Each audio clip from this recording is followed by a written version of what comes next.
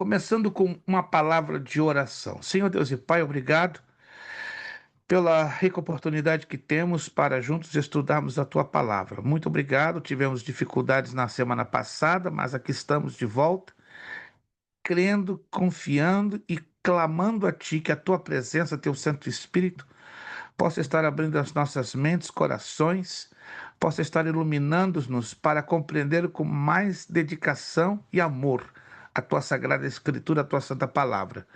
Aos alunos que eventualmente estarão faltando hoje, possa Tu estender as Tuas mãos em abençoá-los, dar-lhes vitória. Alguns estão passando lutas com saúde, trabalho, família, mas que a tua mão seja sobre eles, dando-lhes a recuperação, dando-lhes a saída, dando-lhes a solução, em o nome do Senhor Jesus Cristo.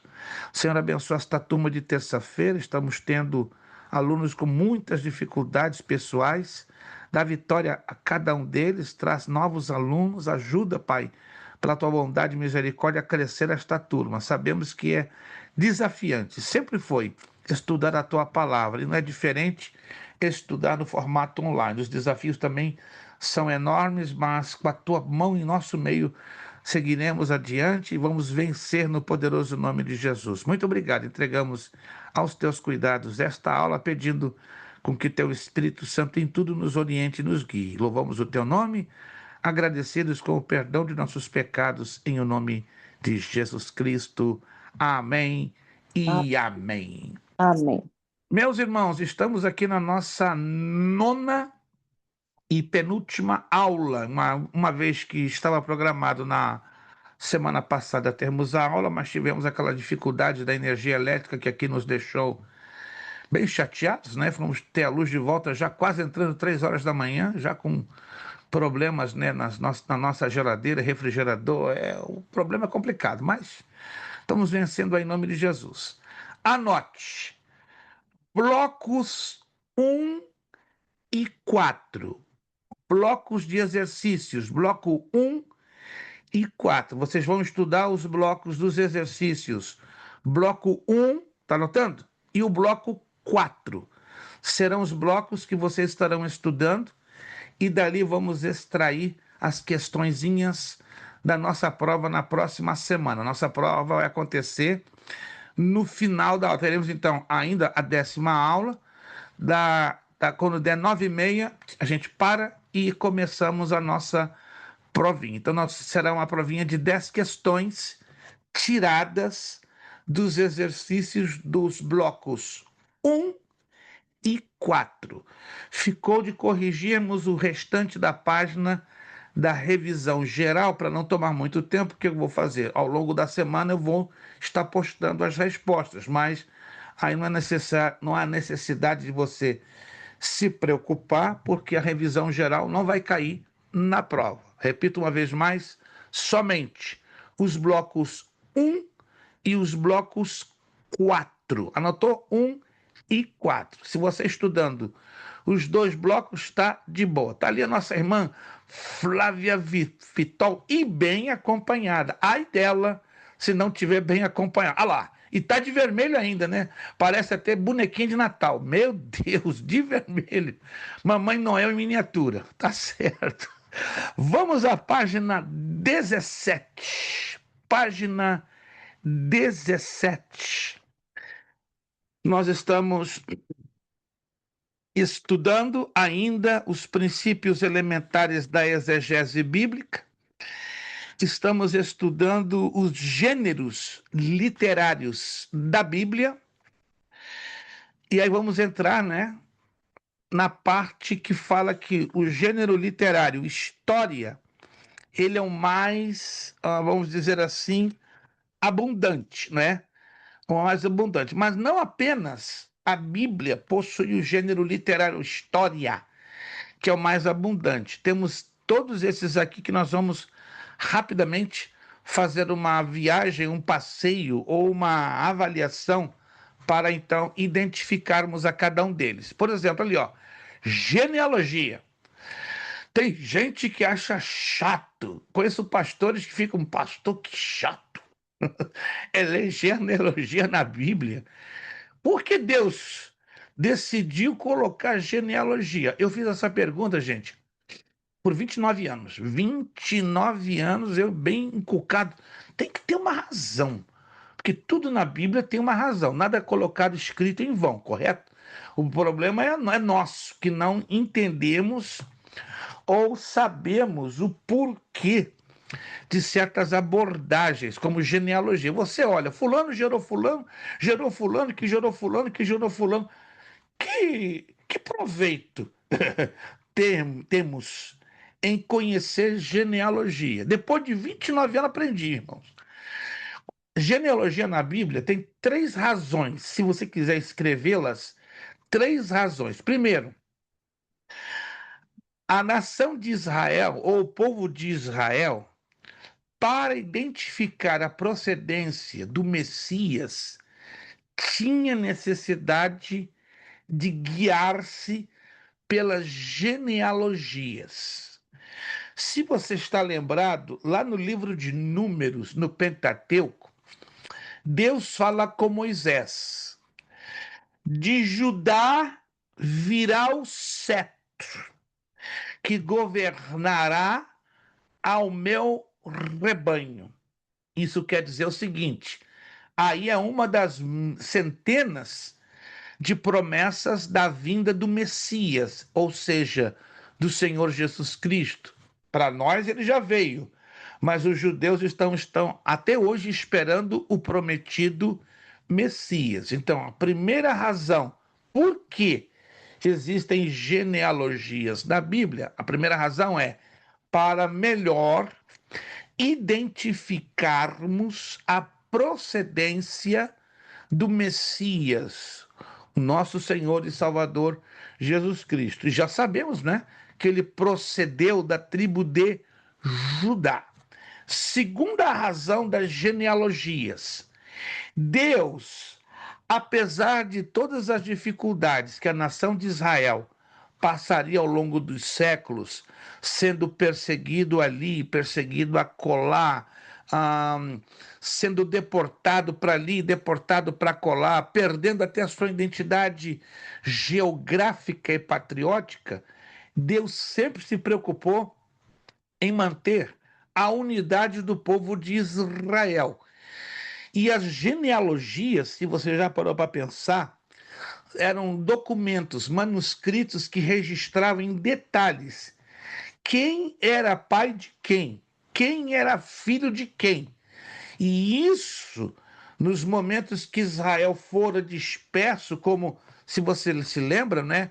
A nação de Israel começou um reino unido, debaixo da autoridade de Saul, Esbocete, Davi e Salomão. Depois foi rachado em dois: Reino do Norte, capital Samaria, 10 tribos, Reino de Israel. Reino do Sul, Judá, capital Jerusalém, 2 tribos.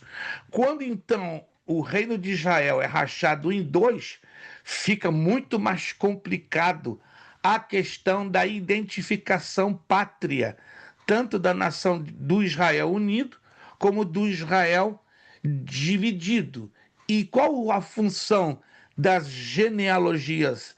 É identificar quem é quem é de descendente da tribo de Issacar, Nebulon, Naftali e assim por diante. Ainda que entendemos que o racha foi devido ao pecado das duas nações, ou da nação de Israel, que levou Israel ao cativeiro assírio em 722 a.C., e mais adiante levou a Judá ao cativeiro babilônio em 586 a.C. Então, a segunda razão das genealogias é provar a firmeza, a existência e a unidade da nação de Israel, apesar das enormes turbulências ao longo da história. E a terceira razão das genealogias é que existe um código cifrado, uma mensagem oculta, na medida que você aprende a conhecer os significados de cada nome. O tempo não me permite, porque inclusive é uma matéria da matéria, aliás, é parte de uma matéria chamada Cristologia, né? Quando a gente voltar a estudar esta matéria, eu estou com uma nova apostila de Cristologia, né? Para quem for fazer esta matéria, quem já fez, fez. Quem não fez, vai passar por ela ainda e vai ter uma nova apostila que estamos, inclusive, até o final do mês de maio, estaremos terminando de escrevê-la, mas eu vou colocar algo diferente que a maioria não conhece. As genealogias de Jesus em Mateus e em Lucas. Mateus traz o lado de Maria e de Lucas o lado de José, o pai adotivo. Agora, o que pouca gente sabe, que cada um dos nomes dos descendentes de ambas as genealogias tem uma mensagem cifrada em hebraico. Interessantíssimo. Quando você chega ao último membro de cada uma das duas genealogias, você fica de boca aberta. É Deus falando todo o projeto da nossa salvação, envolvendo de Gênesis a Apocalipse. Maravilhoso. Eu levei 11 anos para entender isso. Assim, a questão da genealogia do Senhor Jesus Cristo. André, solta a bênção. Ô, pastor, e qual o sentido que fala, assim, né? Não sei se é a palavra correta que eu tô te perguntando, é que são Certo, 14 gerações de Adão até, acho que é Noé, né? 14. perfeito. Eu já Tem uma- esperava essa pergunta. Ó, anotem aí. Está dentro da matéria, né? Porque nós estamos estudando hermenêutica e exegese, então temos que decifrar esse código. Obviamente, vocês na Bíblia não estão na nossa apostila, porque senão essa apostila ficaria desse tamanhão de gorda. Então, na medida que vai sendo desenvolvido o assunto, é normal que as dúvidas e perguntas comecem a fluir desta feita, está aí a colocação. Vou responder o irmão André, já em seguida ao pastor Francisco. Perfeito, anotem aí. Na Bíblia existe a palavra geração. Eu acredito que todos vocês já devem ter passado por vários versículos, vários, que falam sobre a palavra geração, tanto no Antigo como no Novo Testamento. Perfeito. Geração, na Bíblia, tem três aplicações em três lapsos de tempo completamente diferenciados. Número um, uma geração, de acordo com o contexto apresentado na Escritura Sagrada, pode significar um lapso de tempo de 100 anos, que é o caso da genealogia de Jesus em Mateus. Oh, fala de. Se você analisar com atenção, fala de 14, 14, 14, três vezes. São um total de 42 gerações. O que nós aprendemos? De Abraão até Jesus Cristo, foram um total de 42 gerações, ou seja, 4.200 anos de história. Está notando?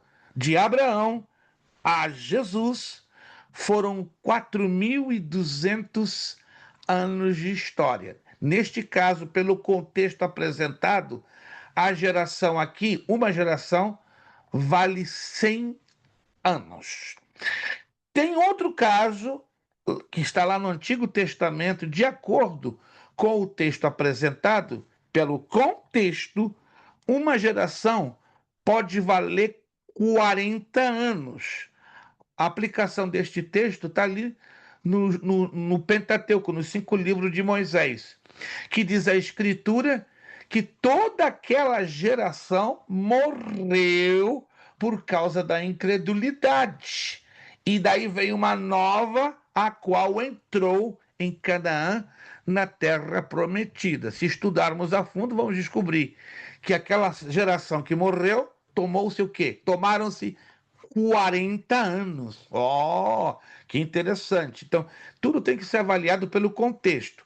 E o terceiro significado, ou a terceira, digamos, determinação numérica para a geração, está no Salmo 90, verso 10, que ali é uma aplicação profética apontando para a nação de Israel. Por quê? Porque Moisés, ao escrever o Salmo 90, versículo 10, eu vou ler o texto, é um texto pouco conhecido. Parece que ele é conhecido, mas eu cheguei à conclusão que ele é pouco conhecido. Salmo 90, se você quiser acompanhar conosco a leitura, já em seguidinha já vou atender o pastor Francisco na sua pergunta. Salmo 90, versículo de número 10. A duração da nossa vida é de 70 anos, e se alguns, pela sua robustez, chegam a 80 anos, o melhor deles é canseira e enfado, pois passa rapidamente e nós voamos. Eu sugiro que você leia com atenção todo o Salmo 90, que tem 17 versículos. Aí você vai chegar à conclusão que Deus ali está falando diretamente à nação de Israel através de Moisés, né, que é o autor deste salmo.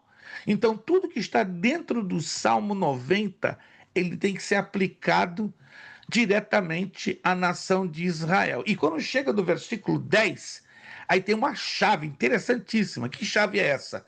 Aqui Deus está revelando a Moisés, e Moisés até então não entendia nada, porque entendeu isso?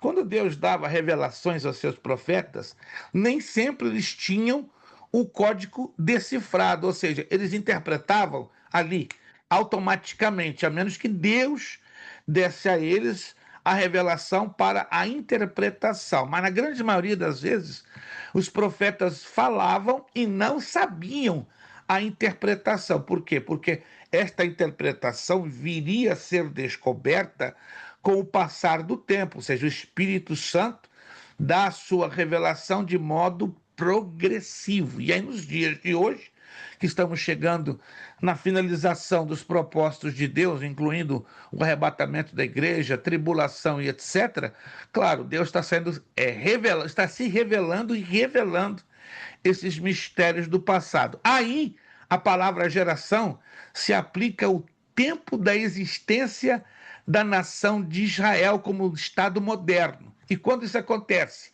1948, 14 de maio, quando a nação de Israel ressurge como um Estado moderno, um Estado político. E aí esse texto fala de 70 e 80 anos. É o período do cumprimento de todas as profecias que vão envolver Israel nos últimos tempos. Ou, inclusive, estamos ouvindo, né, de uma maneira até um pouco exagerada, pastores afirmando, né, eu não vou dizer por uma questão de respeito, tem o pastor pentecostal que está nas redes sociais afirmando que Jesus vai voltar em 2028. Não vou entrar em detalhes, não vou falar do seu nome. Eu o conheço, já é um senhor, né? Ele é até um pouco mais velho do que eu. Tenho um grande respeito, continuo tendo um grande respeito com ele, mas infelizmente ele se excedeu. Ele passou dos limites. Um homem de Deus, tremendo. Agora, o que levou a ele fazer esta afirmação? Ele foi muito corajoso. Eu não teria essa coragem, não, irmãos. Ele quer que volte, pastor. Ele quer que seja. Não, eu também quero, irmã. Eu estou desde 1969 esperando Jesus. Eita, glória. Eu estou desde 1969 esperando o arrebatamento da igreja. Mas tudo no seu tempo, tudo na sua ordem, entendeu? Então, infelizmente, ele e vários estão especulando exageradamente como Jesus fosse vir em 2028. Não, irmãos. 70 a 80 anos é o tempo do cumprimento profético. Então, 2028 vai ser o ano que termina a linha do tempo no que diz respeito ao pleno cumprimento das profecias antes do regresso de Cristo, voltadas para a nação de Israel. Quando se estuda isso, você descobre. Perfeito? Então temos que ter muito cuidado com questões de datas. É muito perigoso trabalharmos com datas. Pastor Francisco, por favor. André já estava ali abrindo a boca para esboçar alguma coisa, mas vamos deixar o André depois, porque senão fica um pouco deselegante deixar o pastor Francisco, né, esperando por mais tempo. Pastor Francisco, por gentileza. Não, pastor, é só um fato curioso que o senhor mencionou aí.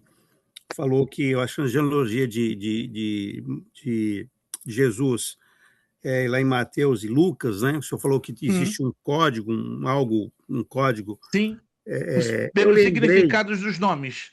eu lembrei de não sei se você ouviu falar, um código chamado um livro, uma mensagem que eu vi em 1900 e alguma coisa, eu não lembro bem, e era fita cassete ainda, uma pregação de um pastor que ele falando sobre o código da Bíblia. Ele existe. Existe, né? E eu fiquei impressionado porque nessa época ele fez uma previsão, lógico, estudando, dizendo que o atual primeiro-ministro de Israel, que é o Benjamin Netanyahu, ele Yeah, seria ministro, né, logo em yeah, seguida. E yeah. quando isso aconteceu, eu estava hoje lendo aqui a Bíblia e lembrando desse fato que realmente aconteceu. Então, esse código da Bíblia realmente existe. 100%, 100%. Inclusive, eu vou postar no grupo. Um livro, eu desconheço que ele exista, deve existir, mas de momento eu desconheço, pelo fato que a maioria desses livros que vocês estão vendo aqui atrás, praticamente eu tenho em inglês, francês, espanhol, italiano e alemão. Tem, obviamente, livros em português, mas os meus livros de teologia em português, por questões do meu próprio trabalho e outras circunstâncias, é uma quantidade que não chega nem a 10% que eu tenho aqui. Então tem muita coisa em inglês, espanhol, francês, italiano e alemão. Mas em inglês tem um livro chamado The Bible Codes. Eu vou postar no grupo ainda hoje. Quem tiver interesse de tê-lo, é um livro muito interessante, equilibrado, não tem exageros, né? Porque tem livros que especulam de maneira muito exagerada. Este livro, muito pelo contrário, ele nos dá uma visão técnica, científica e hermenêutica dos códigos que existem dentro do idioma hebraico, aramaico e grego koiné. Isso que o pastor Francisco acabou de mencionar encaixa-se perfeitamente. Inclusive, eu tenho acesso a este código que está dentro de uma ciência que os judeus conhecem desde que eles são ensinados a conhecer a Torá, chamada Gematria. Anote esse nome. Gematria. Os evangélicos não conhecem a gematria. Por quê? Porque isso é típico do ensinamento judaico. Todo judeu, por mais jovenzinho que seja, ele é ensinado a conhecer a gematria, ou seja, os códigos que estão dentro do hebraico e do aramaico. Depois, com o passar do tempo, aí vem a surpresa. Descobre que essa mesma codificação está dentro do grego koiné, ou seja, do texto do Novo Testamento. E aí, olha o fato. Rabinos judeus ortodoxos, quando começam a investigar o texto do grego koiné do Novo Testamento, vem aquele impacto, aquele choque. E dezenas desses rabinos, desde 2010, estão se convertendo a Jesus Cristo, pelo simples fato que estão descobrindo que no grego koiné, no texto do Novo Testamento, reside o mesmo código, só que dentro do grego koiné, que não era suposto. O suposto era ter somente no Antigo Testamento, né, que é normal. Mas quando eles tiverem a curiosidade de estudar o Novo Testamento a fundo e usar os princípios da gematria, aí deu um nó cego na cabeça de dezenas de rabinos. Para quem não sabe, na época, né, em 1997, o Rabino Mor de Buenos Aires, eu o conheci pessoalmente, foi o primeiro rabino no Ocidente, não deram muita notícia para isso, que descobriu esse código da Bíblia no Evangelho de Mateus e de Lucas. E só por causa disso ele se converteu a Jesus Cristo. Eu, quando estive com ele em Buenos Aires, enquanto ele ainda vivia, ele em prantos me dizia: pastor, a gematria ela não é somente usada no nosso texto em hebraico e aramaico, mas olha a bênção. E ele me deu um livro que ele escreveu, um livro sobre a gematria do Novo Testamento. Ele morreu no ano seguinte, né? Ele teve um infarto, já era um senhor idoso de 95 anos, mas eu tenho essa joia escrita em espanhol, né? A gematria do Novo Testamento. Até hoje ninguém mais escreveu um livro semelhante, né? Foi um lançamento que estranhamente não ganhou muita popularidade. A André pergunta: no bacharel em teologia, quando estudarmos noções básicas de hebraico bíblico e de grego bíblico, vamos ter 2% só da noção. Porque para estudar gematria se toma mais de 10 anos. Eu já estou há 15 anos e começando a entender como funciona a gematria. Já estou há 15 anos estudando. Meu bisavô gastou 83 anos dos 123 que ele viveu, né? Tanto que ele deixou manuscritos, né, que eu herdei, fazendo comentários sobre a gematria, né? Eu tive o privilégio de meu bisavô viver 123 anos e gastou 81 anos da vida dele estudando. Eu falei, não, então eu não tenho esperança de saber tudo sobre gematria, mas se eu conseguir aprender 2% nos últimos anos, estou feliz da vida e mais feliz em saber que o tempo da nossa salvação já está muito próximo. Vamos lá, gente, vamos avançar. Com gematria, Gematria,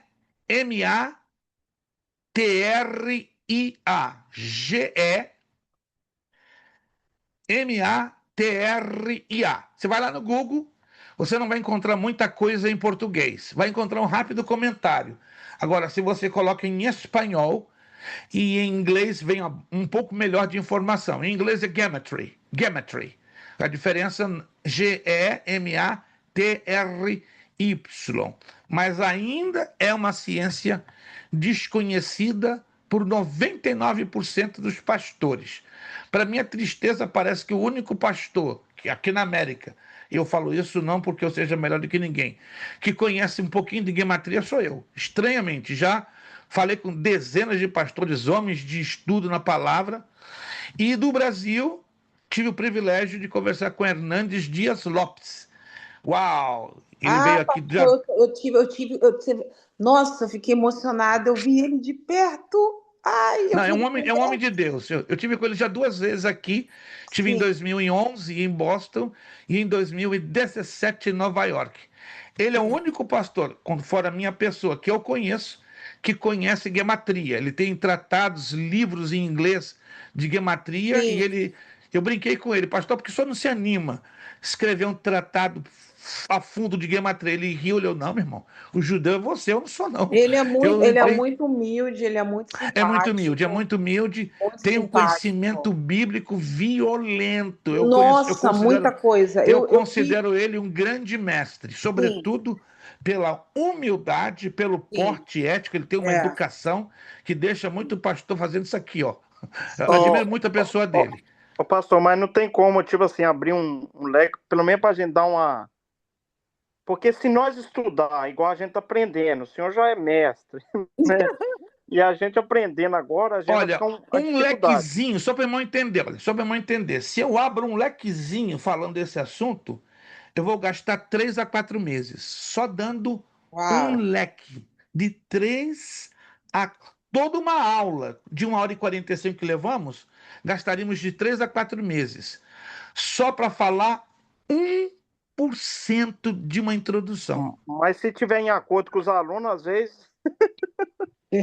com os Eu prefiro companheiros, fazê-lo no bacharel, porque essa matéria ela vai encaixar como luva no bacharel em teologia, porque no bacharel em teologia, quem estiver animado para chegar até lá, claro, com a graça de Deus, Eu tô vamos animada. chegar né? em noções bíblicas de hebraico e grego bíblico. Aí eu vou lançar. Eu estou terminando, se tudo correr bem, até junho, uma nova apostila de noções de hebraico bíblico e de grego, que eu já uso há bastante tempo, então eu já vou colocar uma sessão, um capítulo, só com uma curtinha noção de gematria, né? E essa curtinha noção vai ocupar 8 páginas, só para vocês terem uma ideia. Uau. 8 páginas que a gente vai gastar 2 a 3 semanas, mas uma introdução boa, 3 meses. Eu tenho um grupo de pastores hispanos aqui na Flórida que já me propuseram dar um curso para eles. São 19 pastores, já estão me cobrando isso já há 2 anos, aqui na área de Jacksonville. E parece que eu vou topar essa proposta deles. Aí eu disse: olha, se vocês toparem, 3 anos de estudar a fundo a gematria. O que, é que vocês acham? Gostaram? Então, eu vou estar numa reunião em abril com eles e a gente vai fechar em acordo. Então, vamos começar talvez em agosto, só com esse grupo de 19 pastores, né? E vamos fazer online, todas as quintas-feiras. Vão ser 3 horas de aula só estudando guiamatria, ou seja, os códigos da Bíblia no Antigo e do Novo Depois você Testamento, me entendeu? passa o link. Hum. Mas, ô pastor, tem tanta coisa na Bíblia, tem tanta abordagem na Bíblia que se pode ser pregado e falado, e por que que só fica nos mesmos contextos, tipo de pregação, assim, no exemplo, quando eu vou, né, no culto, nos domingos, né, o que for, e eu só escuto as mesmas pregações, porque eu fico vendo, eu estou estudando agora, tem tanta coisa que pode ser bordado, né, da Bíblia para, Sim, né, sim. de explicação para as pessoas e tudo, e sempre as mesmas coisas, sempre borda as mesmas coisas. Eu vou dar uma resposta que pode ser curiosa e até estranha aos seus ouvidos. Uhum, Que não me faz a mim melhor do que ninguém, a mim não me faz melhor do que a senhora, nem a senhora pior do que ninguém. sim. Eu já tenho uma certa idade, né? Vou fazer Uhum. 67 anos. Conheci o Evangelho com 10 anos de idade. Se eu olho para o passado, e eu não quero dizer que eu sou saudosista, mas às vezes eu sou saudosista, não tem como negar isso. O ensino da palavra de Deus era muito forte, e isso havia uma consciência enorme, pesada na mente dos pastores, ou seja, um diácono em 1970, só para vocês terem uma ideia, para ser levantado a diácono nas Assembleias de Deus, tinha que fazer um curso básico em teologia de 4 anos de duração. Quatro! Quatro! Com uma carga horária de 15 horas semanais. Gente, era uma coisa bruta. O camarada era levantado a diácono já quase com uma visão pastoral, bíblica e teologicamente falando.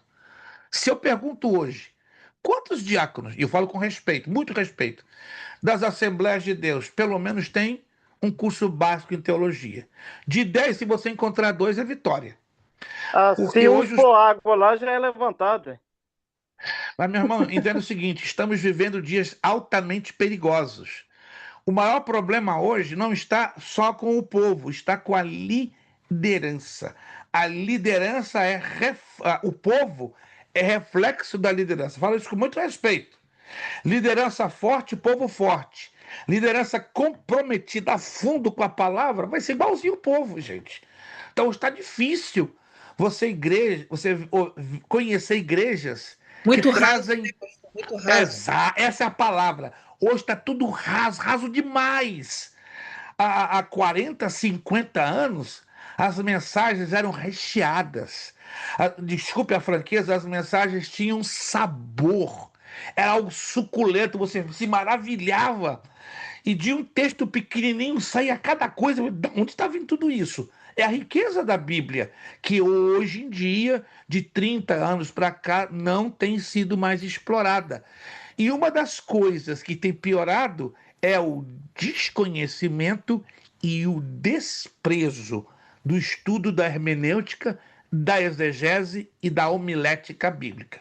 Quando se despreza essas ciências bíblicas, a qualidade da palavra, seja na pregação ou no ensino, ó, então não tem como exigir hoje dos pregadores mensagens suculentas, mensagens. Gente, está difícil, desculpe a franqueza, está difícil você hoje participar de cultos com mensagens bíblicas.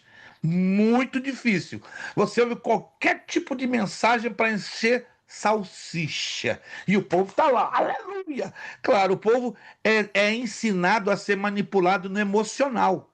E esses pregadores são artistas, eles fazem curso de coaching para manipular o emocional das pessoas. Haja visto que a palavra é fraca, é leite 1%, então vou meter técnica para preencher o vazio de uma palavra suculenta, que hoje está difícil, gente.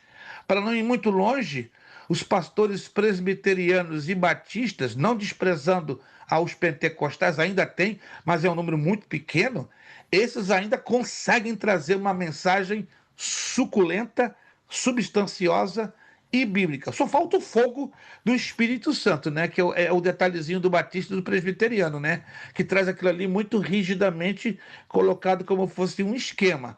Ao passo que os pentecostais, que têm a faca, o queijo e a goiabada, desprezaram, né? O estudo sério, o estudo sistemático da palavra de Deus, estão hoje apresentando mensagens, entre aspas, de fogo, mas manipulando o emocional, que é uma coisa que a mim, irmãos, me tira do sério. Quando eu estou ouvindo um pregador que está ali a todo tempo trabalhando com uma forma de manipular o emocional para jogar qualquer bobagem. Presta atenção. Tem pregadores que são artistas, eles preparam de 10 a 15 minutos o emocional do povo, manipulando com jogos de palavras. Isso é tudo psicológico. Aplicações, né, pastor? Tipo aplicado. Exatamente, exatamente. Aí chega num ponto que ele pode jogar qualquer bobagem. E o povo, aleluia! Glória a Deus, está começando falando em mistério. Entenderam a palavra? Não entenderam coisa nenhuma, porque é o meu emocional que foi manipulado. Irmão, isso é pesado, isso é sério. Eu tenho sido, inclusive, perseguido por pastores que estão nessa linha, porque eu tenho, com todo carinho e respeito, desmascarado esta pouca vergonha que está acontecendo no nosso meio evangélico. Pastor Francisco, solta, por favor. Pastor, não vou interromper mais. É só dentro daquilo que o senhor falou, a irmã fez uma abordagem até muito sábia com relação a isso. Eu me converti lá nos anos de 1985, 86, nessa época aí. Fui assembleano por muitos anos. Irmão, boa época, ainda a coisa estava bonita nessa época. Meu Deus, que Então, saudade. assim, nós tínhamos escola bíblica dominical, nós tínhamos culto de doutrina, nós tínhamos evangelização, nós tínhamos culto de oração. E o mais interessante disso, que hoje não existe mais isso. Não existe. Eu falo de experiência, os cultos de orações é com meia dúzia de gente que na verdade não vai nem para orar, na verdade vai para ficar ligado ao telefone o tempo todo, não dobra o joelho para orar, não tem aquilo mais. E hoje tem essa questão também das pessoas não ter mais aquela intimidade com o Espírito Santo, né? Hoje nós temos mensagens prontas do forno, né? Digamos, de micro-ondas aí na internet, tem mensagem para tudo quanto é gosto. Então, o que a gente vê hoje são poucas igrejas que ainda têm um comprometimento de pregar o verdadeiro evangelho. Fui assembleano, fui presbiteriano, fui batista, né? E eu trago comigo essas raízes ainda, também o lado pentecostal, mas eu trago comigo ainda essas raízes meio presbiteriano, meio batista, e procurar trazer uma mensagem pura, né, conforme a Bíblia ensina. Mas, infelizmente, hoje o que a gente vê, hoje nós temos a inteligência artificial, meu Deus, né, que é uma ferramenta aí que muitas pessoas usam para pregar. E a gente sabe identificar muito bem quando você está ouvindo uma mensagem que você sabe que é aquela mensagem pronta. Genuína, né? Isso, que é uma mensagem pronta e que não é a mensagem pronta que foi Deus que deu. É muito nítido isso. Falta isso. Não vou entrar em detalhes para não gerar nenhum tipo de constrangimento, mas vocês são muito observadores, sensíveis, têm discernimento da parte de Deus. Existem hoje 4 pregadores brasileiros, não vou dar nomes, não me peço que eu não vou dar, muito conhecidos, estão estourando nas redes sociais. Estourando. Você vai descobrir quem são esses 4. São os mais famosos, mais conhecidos. Desses 4, 3 estão usando mensagens enlatadas e não são eles, é a inteligência artificial que produz os vídeos. O camarada tomar o tempo de pegar o celular ou a câmera e gravar a mensagem, eles compram softwares de 2, 3, 4 mil dólares e lá dentro, no camarada digitando, eu quero uma mensagem sobre perdão, mas coloca a minha imagem, coloca o meu rosto, me coloca falando. Gente, é a coisa mais absurda. Como é que eu descobri isso? Eu não sou uma pessoa crítica, eu sou uma pessoa observadora pelo meu trabalho. O meu trabalho me força, me exige ser muito observador e trabalhar com filtro e critério. Eu assisto por dia, você pode ficar assustado com o que eu vou dizer, mais de 500 a 600 vídeos sejam eles do YouTube, sejam eles do Instagram, do Facebook, e ainda vídeos que pastores e alunos me enviam para fazer uma filtragem. Pastor, o que você acha disso aqui? O que você acha? Rapaz, me dá dor de cabeça. Tem dia que eu tenho que parar 3 horas da tarde que eu já estou com enxaqueca. 85 a 90% desses vídeos, tudo produção de inteligência artificial. Cria um cenário como fosse ao vivo e autêntico, mas não é. Meu É, Deus. é abusivo. A coisa hoje está abusiva. Eu uso inteligência artificial? Não vou mentir, não. Eu uso. É uma ferramenta maravilhosa, desde que usada com equilíbrio, com prudência e com sabedoria. Mas hoje, não é? Esses pregadores que não têm compromisso com consistência, com profundidade bíblica, estão fazendo isso.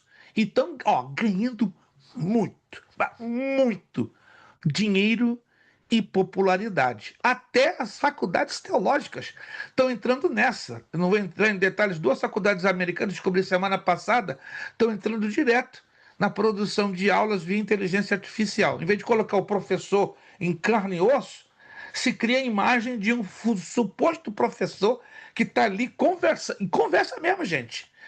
Eu vou compartilhar mais à frente um vídeo de uma escola teológica aqui em inglês.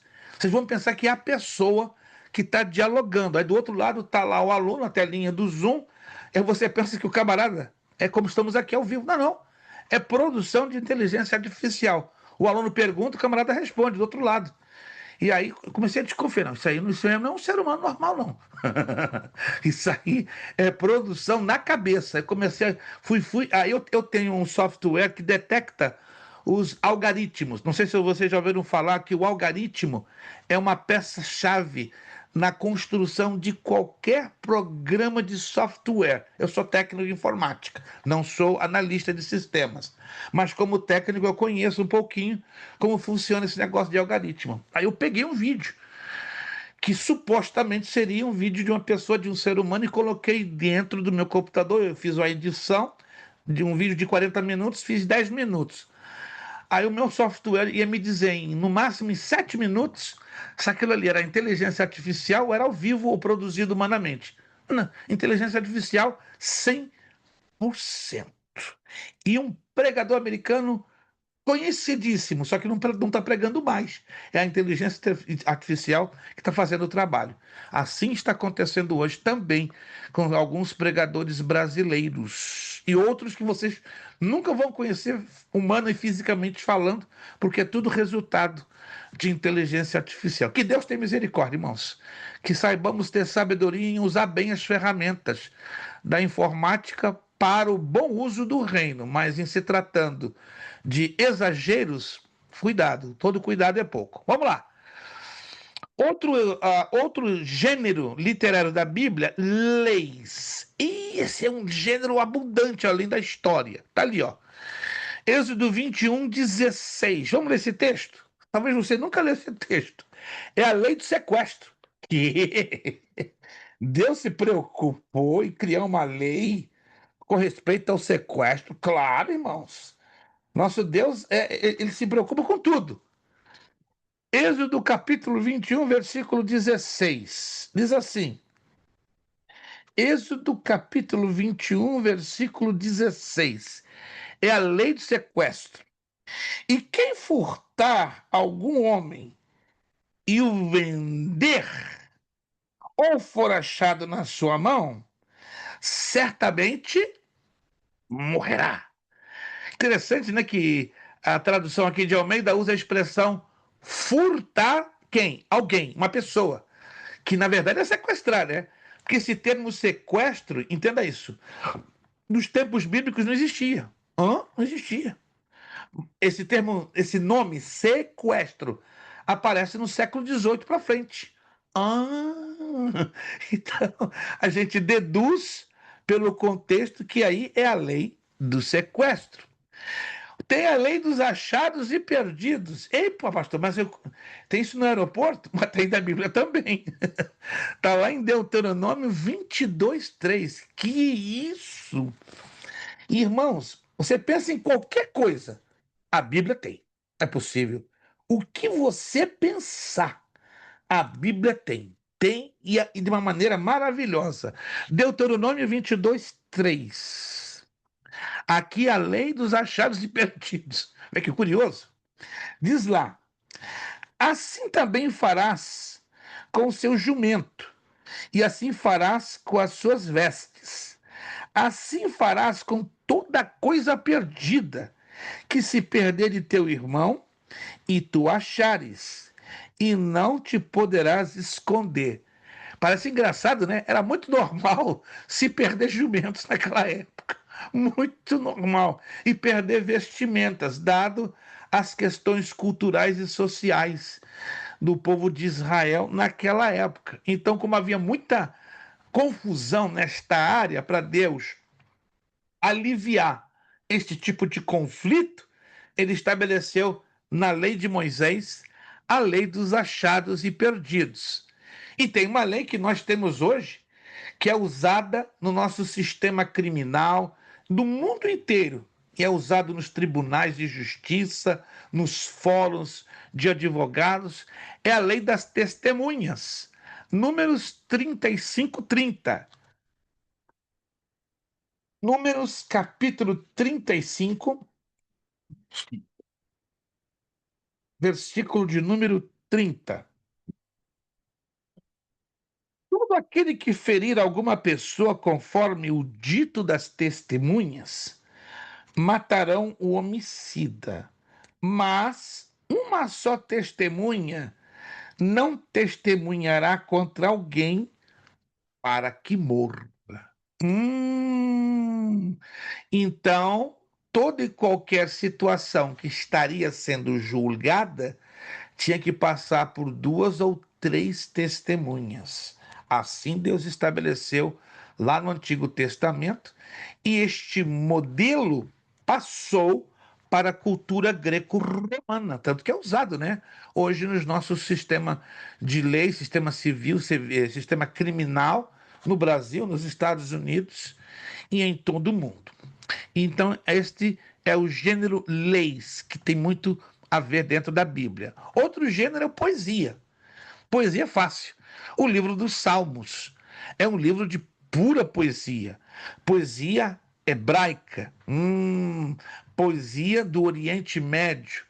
O livro de Cantares também fala sobre a poesia. Deixa eu levar vocês lá em Cantares.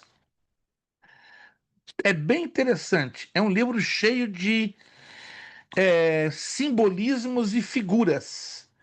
É um livro muito poético, porém ele fala puramente da poesia hebraica.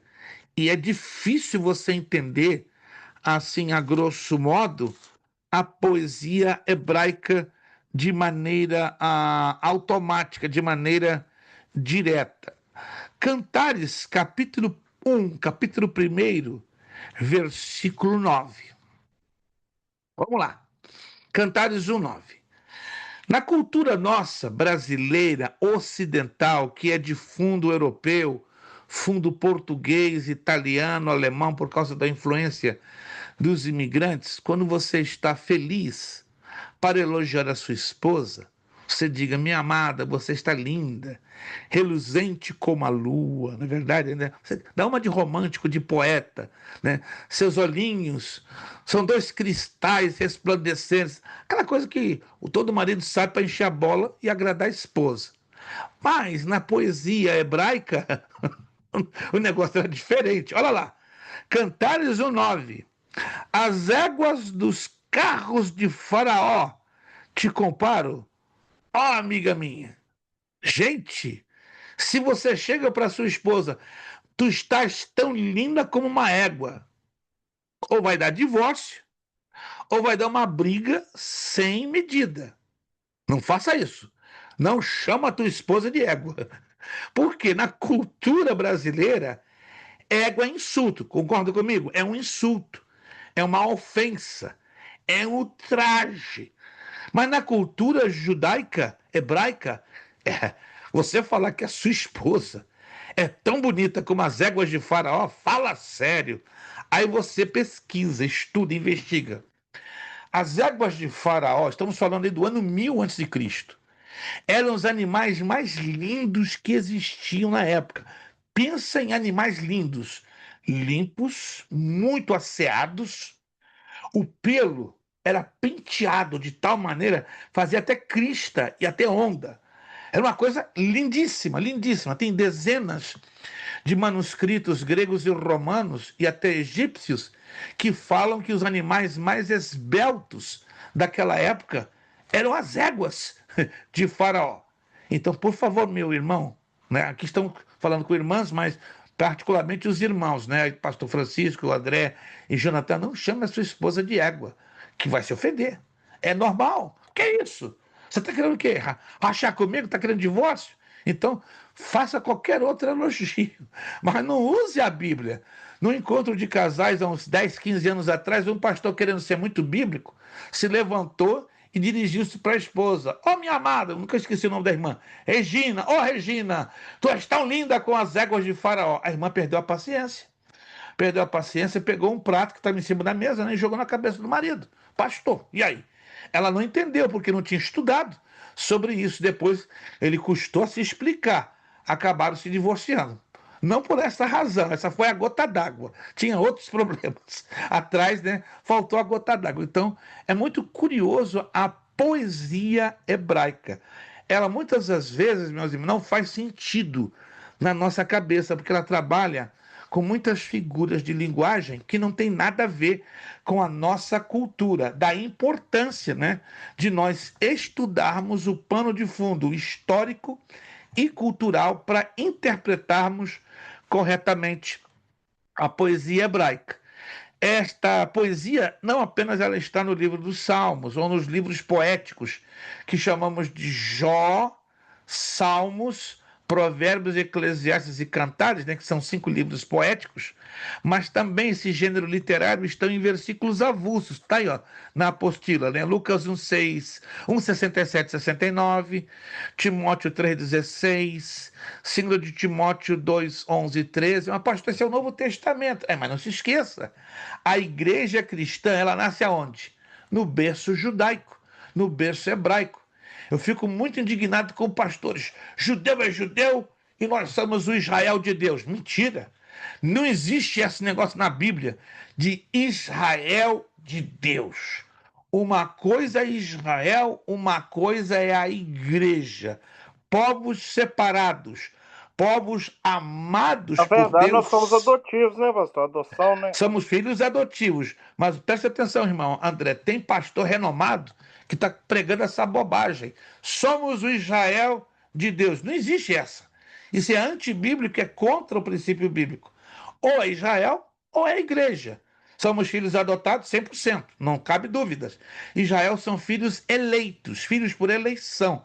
Nós somos filhos por adoção. Mas o tratamento que Deus tem com Israel é um e com a igreja é outro. Não pode misturar os negócios, entendeu? Porque são projetos diferentes, são propósitos diferentes, são contextos diferentes. São amados por Deus? Todos os dois. Mas o trato, esse é o detalhe, o tratamento é totalmente diferenciado. Outro gênero literário da Bíblia, Provérbios. Olha que interessante, Provérbios é também um livro poético, mas também um livro que está carregadinho de provérbios. E os provérbios são aquelas chamadas adágios, refrões, declarações que trazem um pano de fundo de crescimento moral e espiritual. Os provérbios de Salomão, no livro de Eclesiastes e no livro de Provérbios. Mas se você quiser anotar aí, não está na apostila, né? Provérbios exalta a sabedoria divina, mas Eclesiastes exalta a sabedoria humana. Oh, interessante. Então, todo o conteúdo de Provérbios, o livro de Provérbios, é uma exaltação à sabedoria divina. E todo o conteúdo de Eclesiastes é uma exaltação à sabedoria humana. Profecia. Eita, esse é o gênero que parece que o povo gosta, só que tem um problema. O povo não é ensinado a entender o significado da palavra profecia. Preste atenção. Existe profecia como palavra escrita e revelada da parte de Deus. Existe profecia como dom espiritual, temporário, passageiro. E existe profecia como ministério. Eita, agora pegou. Claro que pegou. E a prova da ignorância bíblica, do analfabetismo bíblico, você vai lá nas redes sociais.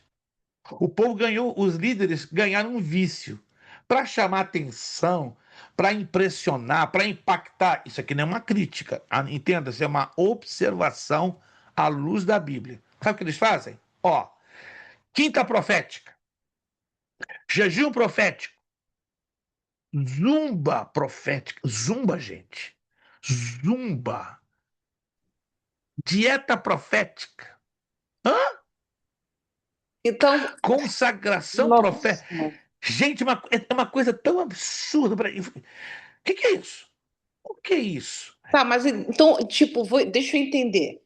Se eu tenho um exemplo, eu estou pregando e o Espírito Santo me revela algo, né? No meio, na palavra ali, né?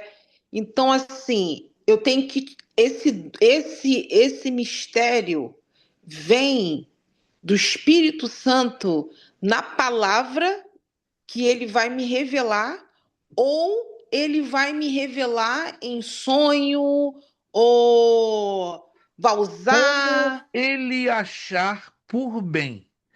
Mas seja o método que Deus venha a usar, me acompanha, minha irmã, ele pode usar, como a senhora está falando, através de uma palavra pregada, ele pode usar através de um sonho, de uma visão, ele pode usar qualquer outro meio, desde que a mensagem em si tenha encaixe com as escrituras sagradas. Oh. Deus jamais vai trazer uma mensagem, entre aspas, profética, que está fora do enquadramento bíblico. Contexto. Deus não tem como se autocontradizir. Seria uma incoerência. Nosso Deus não é incoerente. Cada um de nós, como seres humanos, podemos inconscientemente cometer incoerências, claro, não é porque queiramos ser incoerentes, desordenados, desorganizados, mas isso nunca vai acontecer com Deus. O grande problema é o seguinte: hoje as pessoas não entendem absolutamente nada. A maioria, 90%, banalizaram a palavra profecia. Vou repetir. Profecia fala da palavra escrita e revelada. É o conteúdo dos 66 livros. Profecia pode ser o dom espiritual. 1 de Coríntios capítulo 14 é o manual de como usar bem o dom de profecia. Não apenas o dom de profecia, mas o dom de línguas e o dom de interpretação de línguas. Se você perguntar ao pastor, vem cá, você já estudou direitinho o capítulo 14 de 1 de Coríntios? De 10 pastores, se 2 leram e sabem de cor e salteado, você tem que aplaudir de pé. Você tem que aplaudir de pé. Tem que aplaudir de pé, porque o capítulo 14, primeira carta aos Coríntios, tem 40 versículos. Ali ensina direitinho como funciona o dom de profecia, o dom de interpretação de línguas e o dom de línguas. E tem o ministério profético. Agora vamos destrinchar um pouco isso aqui. Isso aqui vai incomodar alguns de vocês. O dom de profecia existe e é pleno e poderoso em nosso meio. A profecia como palavra revelada está aí, são os 66 livros da Escritura Sagrada. Agora, tá ouvindo? O ministério profético acabou. Como é que é? Não Como tem mais. assim? Entre os hispanos tem, ao invés de dizer pastor Francisco, um exemplo, tá? Pastor Francisco Gomes Filho. Entre os hispanos, além de pastor, tem o profeta Francisco Gomes Filho. Como nós, né, na nossa cultura, coloca apóstolo, querubim, serafim, semideus, patriarca. Aí os hispanos, para encher a bola, profeta Francisco Gomes Filho. Meu Deus, peraí. Aí eu pergunto, mas de onde você está tirando isso? Está lá na Bíblia, Efésios 4:11. Peraí, só que Efésios 4:11 está falando do dom ministerial do profeta, que tem outra aplicação completamente diferente e que não é ministério profético. Ministério profético é o trabalho que os profetas do Antigo Testamento faziam, de receber a mensagem da parte de Deus, número 1, declará-la ao povo, número 2, e orientar o povo em cumprir à risca o que Deus estava pedindo. Por quê, irmãos? Porque não existia ainda isso aqui, ó. Ó. A palavra escrita não existia. Ela foi existir como hoje a conhecemos depois que o cânon da Bíblia é fechado no livro do Apocalipse no ano 96 depois de Cristo. Aí, a partir do ano 96, começam as cópias dos manuscritos dos livros do Antigo, do Novo Testamento. A partir do segundo século depois de Cristo, já começamos a ver manuscritos trazendo tanto o Antigo como o Novo Testamento como conhecemos. A partir do quarto, quinto e sexto século, já começamos a encontrar as primeiras Bíblias completas, ainda com carência de uma boa tradução. Só no século XIII, século XII, XIII e XIV, é que começamos a receber excelentes traduções da Bíblia Sagrada em vários idiomas. Diga-se de passagem, falo com tristeza, a língua portuguesa sofreu demais com boas traduções da Bíblia. A tradução completa da Bíblia em português, sabe quando chegou nas mãos dos lusofalantes? 1810. Até 1810 não havia nenhuma Bíblia completa do Antigo e Novo Testamento em língua portuguesa. Haviam frações, pedaços, livros, manuscritos assim, avulsos. Mas a Bíblia em língua portuguesa só chegou nas mãos dos seus usuários a partir de 1810. Ao contrário, em inglês, desde 1340 já tinha traduções da Bíblia completas. E homens que morreram queimados. Entre eles, William Tyndale, em 1347, foi queimado à fogueira. Qual o seu crime? Por ter traduzido a Bíblia do latim para o inglês. Porque a Igreja Católica que tinha um controle das traduções da Bíblia ao latim, compreende? Então, ninguém podia meter a mão na tradução da Bíblia que não fosse a Igreja Católica Apostólica Romana. Mas o Espírito Santo levanta esse homem, William Tyndale. Se você um dia quiser conhecer a vida desse homem, que homem corajoso. Ele dizia: eu sei que eu vou morrer, mas eu vou me esforçar para dar uma das melhores traduções da Bíblia Sagrada para a língua do meu amado povo. E assim o fez. Uma tradução maravilhosa, a tradução de William Tyndale. Aí depois vieram outros, né, que se animaram a fazer, foram também mortos na fogueira, foram decapitados, tudo por amor a dar uma boa tradução da palavra de Deus. Aí chega no século XVI, aí vem aquela tradução da Bíblia que arrasa no meio de língua inglesa, que é a King James Version. Arcaica, o inglês de 400, 500 anos atrás, né, patrocinada pelo rei James I da Inglaterra, o James VI da Escócia, e desta Bíblia começam a serem produzidas outras de excelente qualidade. Hoje nós temos a New King James Version, temos a New Revised Standard, temos 26 traduções da Bíblia Sagrada em inglês, ou seja, o inglês é o idioma mais rico em traduções, depois seguido do espanhol, do francês, do russo, do alemão e do italiano. Bom, isso aí seria matéria de biologia. Só estou dando a explicação da questão da profecia. Deixa aqui entrar um pouquinho na questão da profecia. 1 de Coríntios, capítulo 14, versículo 3. Vamos lá. 1 de Coríntios, capítulo 14, versículo 3.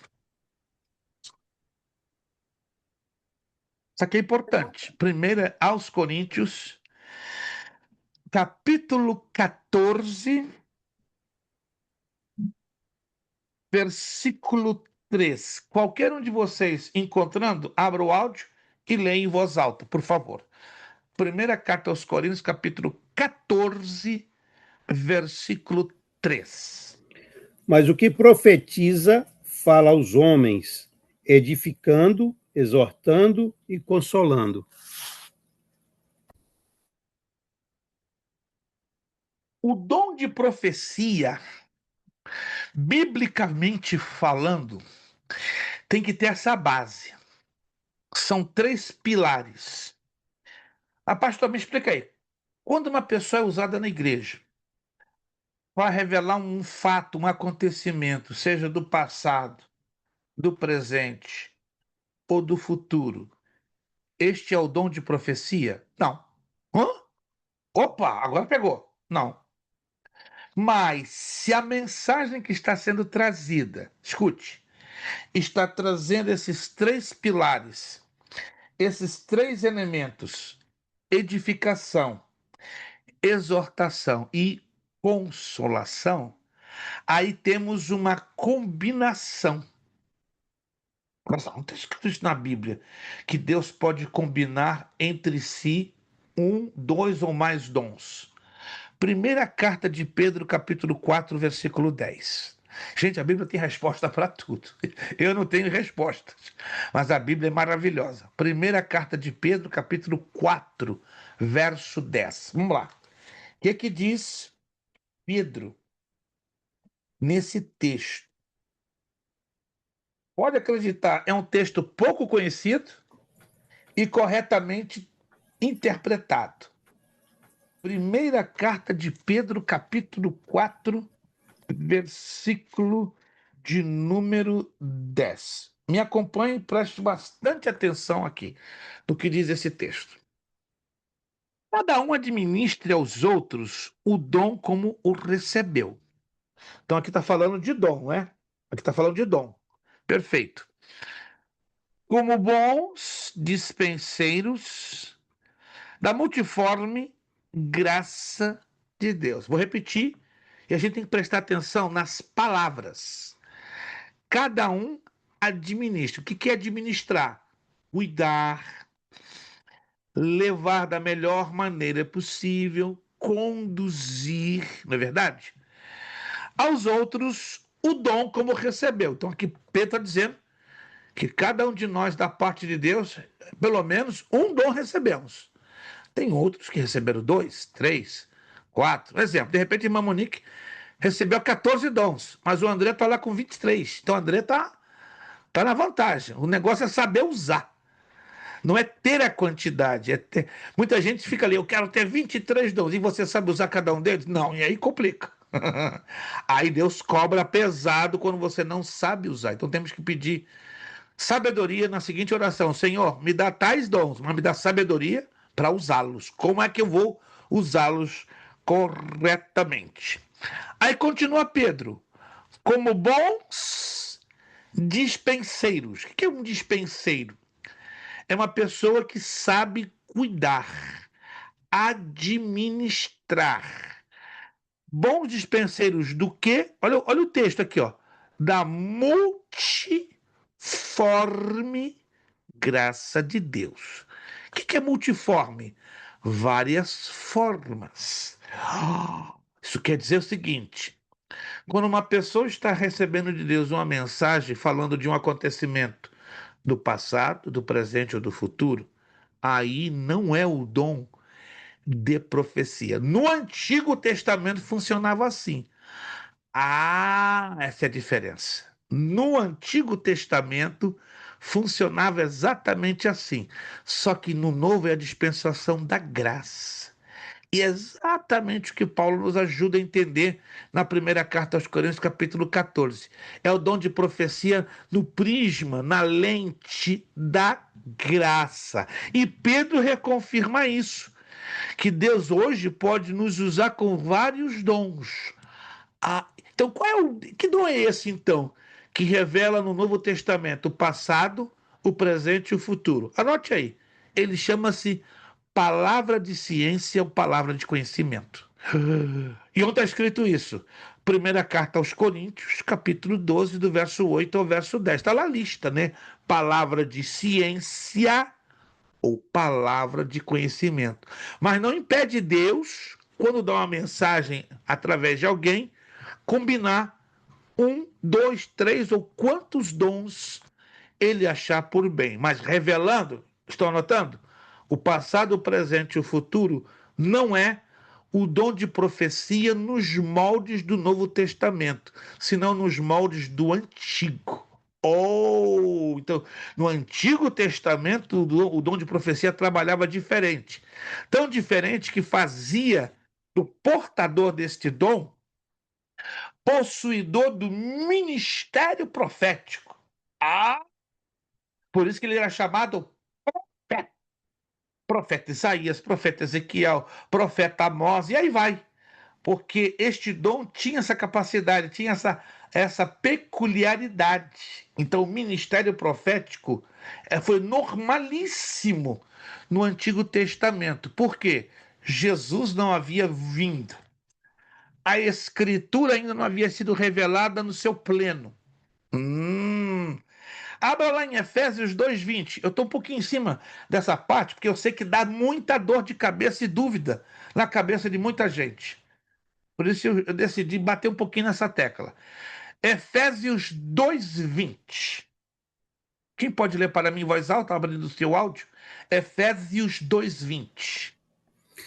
Edificados sobre o fundamento dos apóstolos e profetas, sendo ele mesmo, Cristo Jesus, a pedra angular. Muita gente lê esse texto, mas não entende. Vamos lá? Até você talvez já tenha lido várias e várias vezes e você se pergunta, caramba, o que quer dizer isso aqui? Vamos lá. Paulo está escrevendo à igreja em Éfeso, Ásia Menor, atual Turquia. Número 1. O ano 57 depois de Cristo. 57 depois de Cristo. Número 3. Em 57 depois de Cristo, existia a Bíblia completa? Não. Começando por aí. Peraí. Então, o que Paulo está querendo aqui nos ensinar? Edificados sobre o fundamento de quem? Apóstolos e profetas. O que isso quer dizer? Tudo que os profetas deixaram ensinados na Torá, no Antigo Testamento, e tudo que até aquele momento os apóstolos têm deixado escrito para a igreja, era a Bíblia daquele momento. Porque a Bíblia, repito, ela não estava constituída ainda, ela foi fechada no ano 96, quase 40 anos depois que Paulo escreve essa Então revelação. sobre os ensinamentos dos profetas e os Dos apóstolos. apóstolos e profetas, entende? Porque é a junção do Antigo e do Velho Testamento. Me acompanha, irmão André? É a combinação dos dois. Como naquela época que Paulo dá essa revelação da parte de Deus, a Bíblia ainda não tinha sido fechada, faltavam quase 40 anos para o cânon sagrado, ou seja, o conteúdo inspirado do Espírito Santo ter isso fechado. Então a igreja daquela época, ela vivia em cima do quê? Dos ensinamentos dos apóstolos e dos profetas. Tanto que nenhuma outra epístola de Paulo ele volta a mencionar essa expressão. Analisa lá. Procura nas outras epístolas se ele volta a repetir, a falar da mesma expressão. Não. Ele decidiu fazer isso porque estava vendo um problema, uma polêmica, uma dificuldade na cabeça da igreja na cidade de Éfeso. Então o Espírito Santo, Paulo, resolve isso. Fala para o meu povo em Éfeso que a coisa é assim, e that's it. E fechou. Aí nos outros Hoje, já era depois, o cano já tinha se formado. no ano 96, mas repito, quando essa declaração é feita em Efésios 2:20, é o ano 57. Sim, nas outras epístolas. Aí o irmão vai avançar no tempo, vai avançar no tempo. Ou Sim. seja, até o ano 96. Quer anotar? A igreja se baseava no fundamento dos apóstolos e dos profetas. Até o ano 96. Quando fecha o livro de Apocalipse, não há mais necessidade, porque ele já tem o conjunto completinho, entenderam? Já tem os 66 livros. Até então eles só se baseavam no que os apóstolos e profetas haviam ensinado. Quando chega o livro do Apocalipse, daí para frente, acabou. Não há mais necessidade da igreja ficar agarrada, entendeu? Porque já tem o conteúdo já fechado, completinho. aí temos que entender o seguinte, que a palavra profecia significa revelação escrita, dada por Deus. Provérbios 29:18, vamos lá? Estou batendo bem nessa tecla, porque se fala muito pouco sobre isso. Provérbios 29:18. Provérbios, capítulo 29, verso 18. Quem pode ler, por favor, em alta voz, abrindo o seu áudio?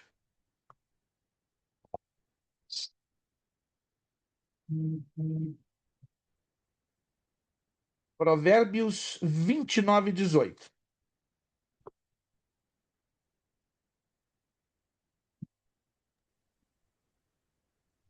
Não Alguém encontrou? havendo profecia, o povo se corrompe, mas o que guarda a lei, esse é bem-aventurado. Anote aí, não havendo a palavra escrita e revelada. Que eu já vi pregador dizer, esse aí é o dom de línguas, esse é o dom de mistério. Rapaz, presta atenção, vai estudar um pouquinho, só um pouquinho, ó, isso aqui. Já ouvi isso mesmo, recente. Irmão, fica quieto, irmão André, vigia, irmão André, senão o irmão vai pecar. Então, Guarda os seus pastor, pensamentos. então, pastor, as características de um profeta posso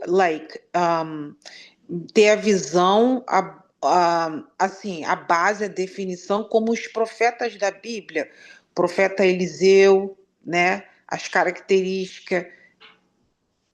Não, para hoje Não, não. Não, não. não, não, não. Vai lá agora em Mateus, capítulo 11, versículo 13. Vai lá em Mateus 11, 13. Você tem que anotar, porque isso não está na apostila. Senão essa apostila fica um negócio horrível de gordo. Eu tô Enorme. anotando ali no pedacinho ali. Mateus 11, 13. Quem pode ler com voz alta, por favor? Mateus 11, 13. Olha aí a surpresa. Muita gente não sabe disso, não. Pastores renomados estão dançando na maionese, porque não conhecem o básico da Bíblia. Mateus 11, 13. Quem pode ler?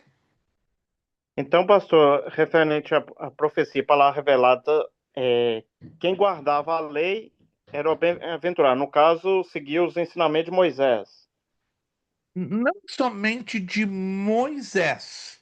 Claro, a base mais, vamos dizer assim, grossa, mais importante, mais consistente, sem dúvida, começa com os ensinamentos de Moisés. Mas lembre-se que após Moisés vieram outros profetas, uma gama, um grupo muito grande de profetas que, um atrás do outro, iam confirmando a palavra de Deus. Sem dúvida, o mais importante profeta, os dois, na verdade, né? Mais importantes profetas do Antigo Testamento, na verdade, três: Moisés, Elias e agora o terceiro que nós vamos ler aí, em Mateus 11, 13. Paulão? Não, não, Não, não faz isso que eu tiro 40 pontos. não, tô brincando. Posso ler, Mateus 11, pastor? 13. Sim, senhor. Porque todos os profetas e a lei profetizaram até João. Bom, gente, acabou. João Batista foi o último profeta do Ó, Antigo João Testamento. Batista. Tá aí o texto, tá aí o texto. Sim. Anotou? Mateus 11, 13. O último profeta do Novo Testamento. Pum! Acaba onde?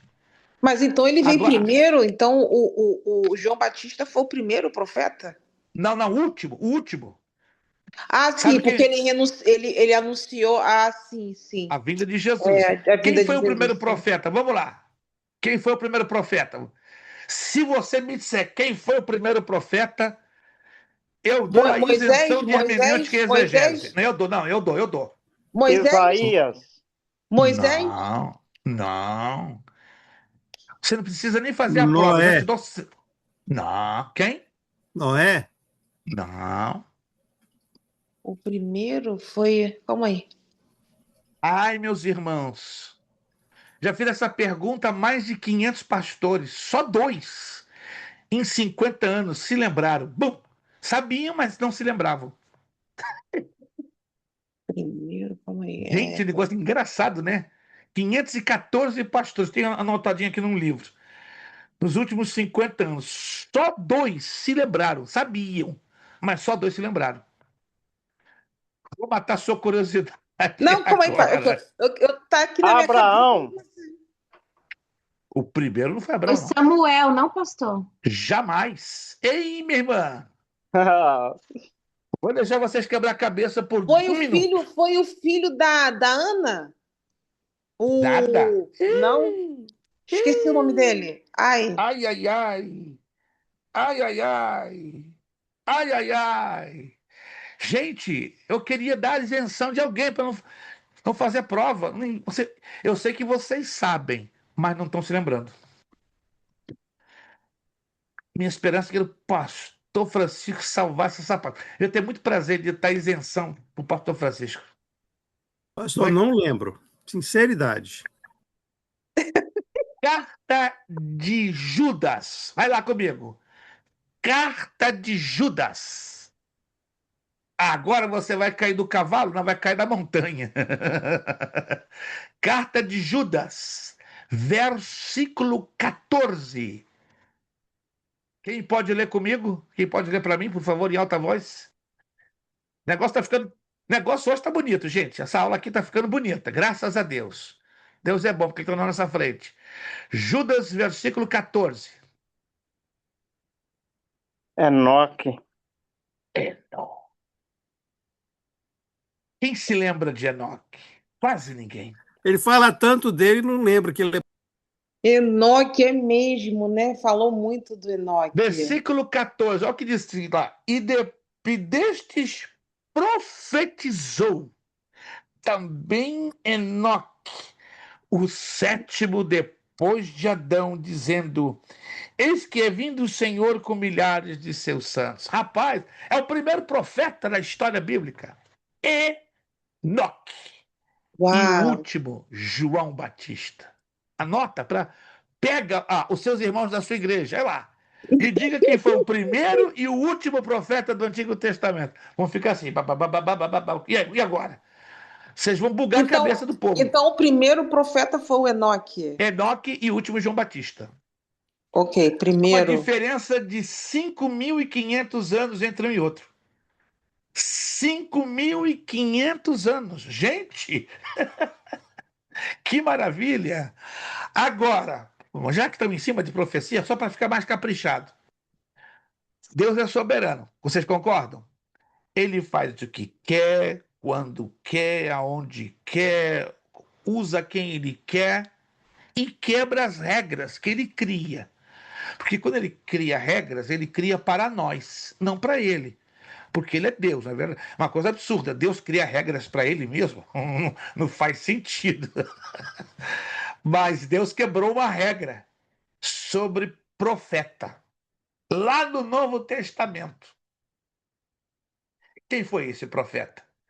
É o único mencionado no Novo Testamento. Não é João Batista, porque acabamos de ler agora. Preste atenção. O último profeta do Antigo Testamento, Mateus 11:13, João Batista. Ok, mas dentro das páginas do Novo Testamento aparece outro profeta. E depois dele ninguém mais. Pelo menos quero dar 50. Vamos lá. Elias. Vou deixar vocês. Não. Nas páginas do Novo Testamento. Ou seja, entre Mateus e Apocalipse. Bum, aparece um profeta. 2 minutos para vocês queimar um pouquinho a cabeça. Gente, isso é maravilhoso. Vamos lá? Sem Google. Sem Google, por favor. Google é bom demais, né? Mas agora não. Google agora não funciona. Dou-lhe uma. Dou-lhe duas. Dou-lhe três. Abraão. Não. Ele foi profeta. Mas é o único que Deus quebra a regra. Atos capítulo 21. Vamos lá em Atos. Se você não anotar essa, olha, Misericórdia. Eu não vou te aprovar nessa matéria. Vou te segurar, vai fazer recuperação comigo. Atos capítulo 21. Atos capítulo 21, eu vou ler o texto, versículo 10. E demorando-nos ali por muitos dias, chegou da Judéia um profeta por nome. E vindo ter conosco, tomou a cinta de Paulo e, ligando-se os seus próprios pés e mãos, disse: Isto diz o Espírito Santo, assim ligarão os judeus em Jerusalém. O varão de quem é esta cinta o entregarão nas mãos dos gentios. E ouvindo nós isto, rogamos-lhe, tanto nós como os que eram daquele lugar, que não subissem a Jerusalém. Paulo? Foi Paulo? Não. Não? Ágabo que profetizou Eu sobre o nunca ouvi falar apóstolo desse Paulo. Ô, Nunca minha ouvi. irmã, porque pouco se ensina, quase nada se ensina. Está na Bíblia. Que Não, profundidade, mas né? foi ele que ajudou Paulo. Mas Foi fala ele que dele no ajudou Paulo. Não. Presta atenção no texto, minha irmã. Você não está prestando atenção no texto. Se a senhora prestar atenção no texto, a senhora vai entender. Atos 21, 10. E demorando-nos ali por muitos dias. Quem estava demorando ali muitos dias? O apóstolo Paulo e os seus assistentes. A senhora tem que ler então o capítulo 21 de Atos para entender em que pé está essa abordagem. Aqui é Paulo falando. Ó, e demorando-nos ali por muitos dias, chegou da Judéia um profeta, por nome Ágabo. Aí entra o verso 11. E vindo ter conosco, tomou a cinta de Paulo. Aí é Lucas que está falando, lembre-se. Quem Sim. escreveu Atos dos Apóstolos sim, é sim, Lucas. Foi E Lucas. Lucas faz uma mistura. Tem momentos que é o personagem Paulo ou qualquer outro que está falando em primeira pessoa, e há momentos que muda, que é o próprio Lucas que está falando em primeira pessoa. Oh! Então no versículo 10, quem está falando em primeira pessoa? Lucas. Lucas. E 11 também. Mas vai haver momentos que é Paulo que está falando. Então Lucas está falando, tanto no 10 como no 11. Porque Lucas estava ali pertinho, estava vendo tudo. Então ele estava narrando um fato que estava E envolvendo ele Paulo era e Lucas. discípulo, né, de Paulo, Exatamente, médico exatamente. dele, né? Exatamente, ó. E vindo até conosco, tomou a cinta de Paulo. Então procure ficar ligada, irmã Monique, que se a gente não presta atenção nos detalhezinhos do texto, é normal Sim, que a sim. gente vai ficar perdido, vai ficar boiando, e é Sim. normal que a gente vai ficar um pouquinho confundido. Anotou aí? É o único profeta do Antigo Testamento Desculpa, que pode repetir, professor? Atos 21, 10, 11, 12. Profeta Ágabo. Ágabo. Ágabo. Mas eu nunca ouvi Pouquíssimo se, falar o nome dele. pouquíssimo se fala, irmã Monique, não se assuste. Pouquíssimo. Nunca ouvi falar Pouquíssimo. dele. Nos meus anos 70, 80, 90, escola dominical, ele era direto falando sobre esse camarada. Meu Deus. Uau! Mas hoje Nunca está ouvi falar complicado. também, pastor. Nunca ouvi falar. Nem sabia que ele existia na Sagrada Escritura. Nem sabia. Geralmente fala Calma, os gente, mais. cara. Então, quando eu começar a matéria de escatologia, vai dar problema na cabeça de você, vai bugar tudo. Vai dar um bug atrás do outro. Bum, bum, bum, bum, bum. Porque nós vamos falar de coisas que vocês nunca ouviram falar, que está tudo na Bíblia. É porque a gente muitas das vezes lê a Bíblia, e é aquilo que o senhor falou, vem falando desde o início dessa matéria. Às vezes a gente lê a Bíblia e não se atenta para esses pequenos detalhes. Eu já ouvi Verdade. muito, já falei Pequenos de Ágabo, detalhes. tudo, mas assim, agora fugiu da cabeça que o camarada era profeta. Os pequenos detalhes, os pequenos detalhes é que estão as grandes mensagens. Então ele foi o último profeta, esse Não, Ágabo. o último do Antigo Testamento, por favor, não se confunda, foi João Batista. Mas o último registrado nas páginas do Novo foi Ágabo.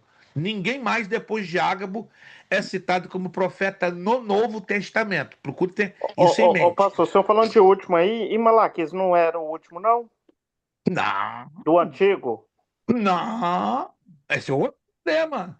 Que a gente não atenta ao que é o que o pastor Francisco acabou de falar. Sim, sim, Se a ué. gente atentasse ao que a Bíblia fala Não, nos porque seus detalhes, é que a gente seguia por cronologia, por sequência muitos das pregadores páginas. falam, né, que tinha um jejum, um silêncio de Deus de 430 anos. E quem foi o último a profetizar seria Malaquias. Então, a partir O dele ali. correto seria, presta atenção, de fato, quando chega Malaquias, Malaquias é o último que, de fato, Deus dá a mensagem inspirada. Entenda isso. Malaquias é o último profeta, terminou Malaquias. Bom, depois de Malaquias, vem uma brecha de 430 anos. Nesse período de tempo, ninguém mais é usado por Deus para profetizar, para trazer mensagem, para trazer revelação escrita, ninguém mais. Depois de quebrados esses 430 anos, quem aparece no Rio Jordão anunciando João Jesus? João Batista. Batista. Ah, ele é o último. Então tem que ser bem explicado isso.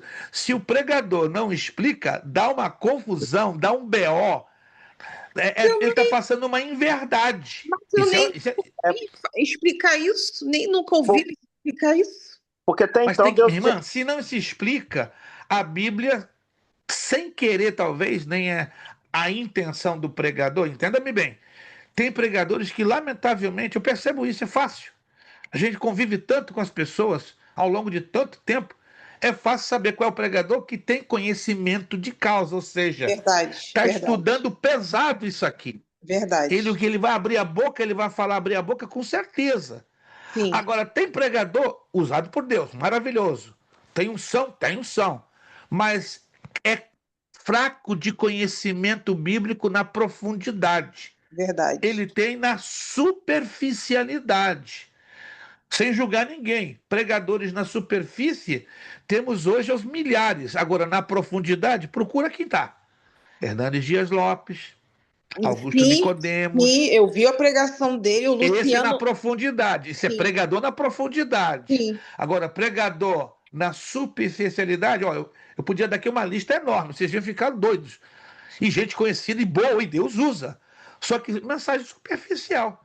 Ia ter mensagem repetida. Mas tudo bem, isso é outro assunto, que na verdade é um dos detalhes dos últimos tempos. Entenderam então?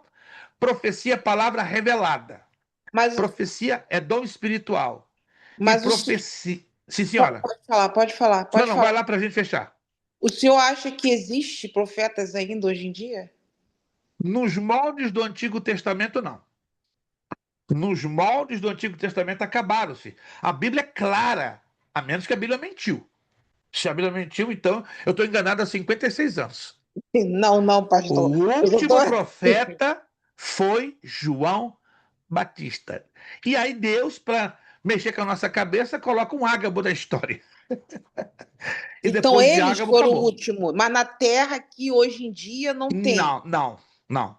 Eu tenho uma boa notícia para a senhora. Dois profetas logo, logo vão ser conhecidos. Sim. Provavelmente, não, Deus vai colocar na terra dois profetas. Provavelmente, pelos estudos de escatologia, nós vamos entrar nessa matéria, vai ser a próxima, Uhum. vamos conhecê-los. Serão as duas testemunhas, Apocalipse capítulo 11. Meu Deus. Serão os próximos profetas, de fato, que vão caminhar nesta terra por 3 anos e meio, pregando o evangelho do reino. E depois de 3 anos e meio serão mortos. E todas as Sim. nações vão bater palma, trocar presente, e aí morreram. Aqueles chatos de galocha, encheram a nossa paciência. Vão morrer em praça pública, né? Vão morrer Em Jerusalém. E o mundo inteiro vai Jerusalém. saber porque Sim. todas as cadeias de televisão vão estar lá. Provavelmente nós Exato. vamos assistindo isso. Meu Deus. Provavelmente. A Mas gente vai trabalhar em eles cima vão disso. fazer prodígios, pastor? Irmão, diz lá que um lá vai mandar cair fogo do céu, o outro vai ferir as águas com sangue. Epa, aí todo mundo especula, né? Enoque e Elias, errado. Por quê? Porque não morreram. É errado. Onde me prova na Bíblia que Enoque e Elias têm que morrer? Tem que me provar. Se não provar com 2 ou 3 textos, tá fora. Então os pregadores, Enoque e Elias, porque foram arrebatados, vão voltar para morrer. Peraí, o que é isso? Aonde está escrito isso na Bíblia? Não faz sentido isso.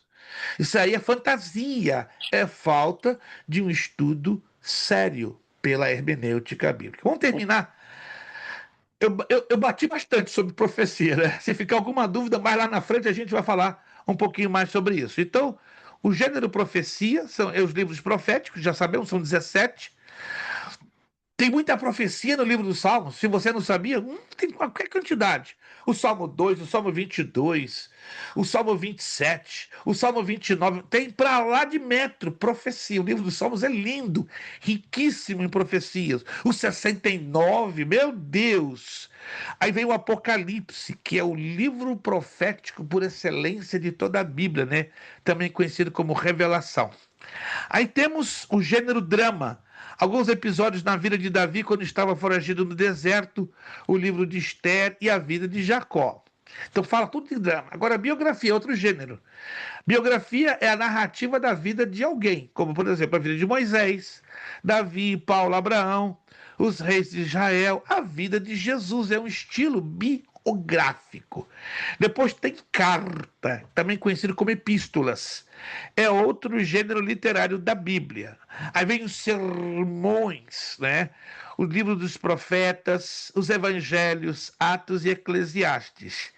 E aí temos revelação. Detalhe, Apocalipse é o livro por excelência, por ter profecia e por ter revelação. Mas além deles, temos os livros dos profetas Ezequiel, Daniel e Zacarias. São muito parecidos. Vamos estudar essa matéria de escatologia. Serão 3 módulos. Serão 21 aulas. Que 7 aulas de cada módulo. E ainda vai ficar curtinho. Por quê? Vai chegar a 10%. Tá brincando? 10%, falando sério. O módulo 1, 7 aulas. Módulo 2, 7 aulas. Módulo 3, 7 aulas. 21 total. Quantos por cento? 10%. É impossível estudar 100% de escatologia em 2, 3 ou 4 meses. Para você estudar escatologia de cabo a rabo, 5 anos. 5 anos. Conseguimos fazer isso alguns anos atrás com 2 turmas. 2 turmas que pegaram pesado com a gente. Vocês estão dispostos? Metade da turma eram pastores, 36 pastores, 25 outros irmãos. Foram de princípio ao fim, mas nunca mais se repetiu isso. Pegamos firme 5 anos, fizemos uma formatura só por causa desse curso de escatologia. Mas com vocês eu não vou fazer isso não, porque seria maldade, ia matar vocês do coração. Então vão ser só 3, 7, 7, 7, 7. Isso vai ficar em 10%. E vai ficar desejável. Vamos falar dos assuntos que estão hoje se movendo aí com essa guerra louca, né? Só posso adiantar algo para vocês. Vai ficar feia a coisa. Muitíssimo pior. Mas o do que pastor, está. mas isso aí foi tudo porque eles querem unir os países, né, de lá, né, os países como é que se fala? Eu esqueci. Países árabes. Os países Sim. árabes. Os países para poder. Tu escutou o que o Natanael falou? Que eles querem construir o templo, já estão. A vinda de Messias está chegando. Já está pertinho, irmã, já está pertinho. Ele tá falou pertinho. isso, sim. Está pertíssimo, não vai demorar muito tempo, não. Já viram hoje o preço da gasolina? Aqui em Orlando já bateu 4,4. 4,4, a mais barata. Na Califórnia, já viram? 8,12. 8,12. Aqui em Nova York ainda está um pouquinho normal ainda. O barril de petróleo hoje, já viram o preço lá no Kuwait? $157. Ontem estava 104. Hoje foi para 157. Meu irmão, o negócio está ficando bonito, vai ficar pior. Mas Jesus está às portas. Eita, nós temos que fortalecer o nosso coração. André, se a gente conseguir terminar o básico, glória a Deus. Se não, vamos estar lá na glória, participando do tribunal de Cristo, das bodas do Cordeiro, para depois descer para governar com Jesus 1000 anos. Aí vai ficar bonito. Eu não sei se o pastor Francisco vai ser rei ou sacerdote. Eu só sei que ele vai ser um dos dois. Eu não sei se o André vai ser rei ou sacerdote. Vai ser um dos dois. Eu não sei se a irmã Monique vai ser rainha ou vai ser sacerdotisa. Eita, mas glória. Diz lá em Apocalipse que ele nos chamou e nos constituiu para sermos reis e sacerdotes. Amém. Gente, deixa eu orar, agradecer a Deus por essa aula. Senão eu vou começar Imanagaçumanagasalamaquiareia. Tem uma Eita, unção muito glória. fresca, irmão. Tem uma unção fresca aqui, irmão, descendo. Não sei se está aí com você. Lamantunimbias, alamanúbias. Eita, Se glória. damos lugar para o Espírito Santo, ele opera, gente. Amém. E não tem Amém. coisa mais bonita, mais linda, é da liberdade a esse livro falar. Alantorobaturiquedenaia. Quando esse livro fala, a gente se cala. Quando esse livro fala, a gente abaixa a cabeça. Quando esse livro fala, a gente é fortalecido. Quando esse livro fala, nossa mente é transformada, o coração é renovado, a nossa fé vai lá para cima e a gente grita: Maranata, Glória a agora Deus. vem, Aleluia. Senhor Jesus. Vai ser forte, gente. As aulas de escatologia vai mexer com a sua cabeça, com a sua fé e com o seu coração. Não perca, faça de tudo, Amém. Jesus. Terça-feira eu não posso ficar doente. Terça-feira eu não posso fazer hora extra. Eu tenho que estar ligado, não comigo, mas com a santa e gloriosa palavra de Deus. Amém? Amém. Deus Amém. falou alguma coisa nessa noite para alguém aqui? Se Deus não Oh, falou, glória. pastor Francisco vai orar para alguém se converter. Mas se Amém. Deus falou para todo mundo, não há necessidade dessa oração. Vamos agradecer ao Senhor nosso Deus. Vamos pedir nossa irmã Monique. Irmã Monique já está com o áudio Eu? aberto. Claro, a serva do Que Senhor vergonha. vai fazer uma oração curtinha. Pode ser curtinha, né? Agradecendo, só agradecendo. Tá Você não bom, vai pedir agradecer. nada. Sim. Só Tá bom. agradecer a aula de hoje. Desde já quero agradecer a você que já fez o pagamento do mês de março. Muito obrigado você que já o fez. Deus abençoe. Se você não fez, ó, tem até o dia 31. Passou para o dia 1º de abril, manda multinha de 10, que Papai do Céu vai ficar feliz e eu também. Até o dia 31 sem a multa de 10. Passou do dia 31, entrou no dia 1º, vem a multinha e olha, eu vou atrás de você, pegar essa multinha, porque dá a César o que é de César e o que é Deus o que é de Deus, tá bom? Amém. Vejo vocês, se Deus quiser, na nossa próxima aula. A prova vai começar às 9h30. Gente, 9h30 para tudo. E aí vamos para a provinha. Estudem o bloco 1 e o bloco 4. Anotaram? Bloco 1 e bloco 4. Dali nós vamos tirar 10 perguntas. Elas vão aparecer na tela aqui e pronto. Vai ser, ó, como diz André uma certa feita, mamão com açúcar e sem sal. Mamão com açúcar e sem sal. Bloco Irmã 1. Monique, agradecendo por a aula de hoje, muito obrigado, Deus os abençoe. Vejo vocês na próxima semana, dia 24, primeira terça de abril. Começamos escatologia bíblica. Já estou correndo atrás para já distribuir as apostilas, né, para nós começarmos a primeira terça-feira com este estudo que vai abalar a nossa fé, o nosso coração e a nossa convicção de que Cristo está às portas. Irmã Francisca Monique, diretamente ali do estado de Nova York, é uma cidadezinha bonita e complicada ao mesmo tempo. Muito Agradecendo frio. a Deus pela aula de hoje. Irmã Monique, por gentileza. Amém.